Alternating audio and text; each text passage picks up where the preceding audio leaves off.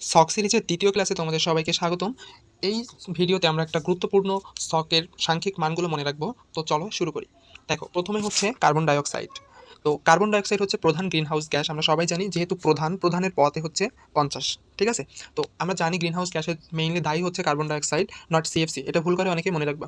আচ্ছা, তারপরে আসা হচ্ছে মিথেন। তুমি যদি মিথেন বানানটা দেখো, মিথেনের নতে হচ্ছে তোমার 19, মিথেনের নতে হচ্ছে 19, মিথেনের নতে হচ্ছে তোমার 19। তাহলে আমি কি বললাম?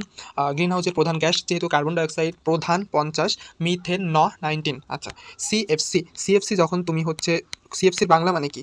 Chloro fluoro carbon. এটাই তো বাংলা মানে। এখন তুমি সংখ্যাগুলো গুনে দেখো, দেখবা যে 16টাও লেটার পাচ্ছ। তার মানে সিএফসি গ্যাসের যে বৃদ্ধিতে ভূমিকা হচ্ছে 16%। আচ্ছা, এরপর হচ্ছে ওজোন গ্যাস।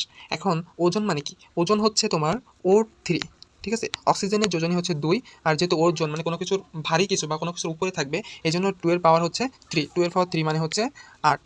আচ্ছা, 8%। কিংবা তুমি এটাও মনে রাখতে পারো, অক্সিজেনের পারমাণবিক আর যে মানে কি বলে, পারমাণবিক সংখ্যা হচ্ছে 8, তার মানে 8%। আচ্ছা, এরপরে যেটা আছে সেটা হচ্ছে N2O। আমি তোমাকে আগেই বলছিলাম আগের ভিডিওতে যে 2 থাকলে 5, 2 থাকলে হবে 5। আচ্ছা, এরপর হচ্ছে যেটা জলীয় বাষ্প।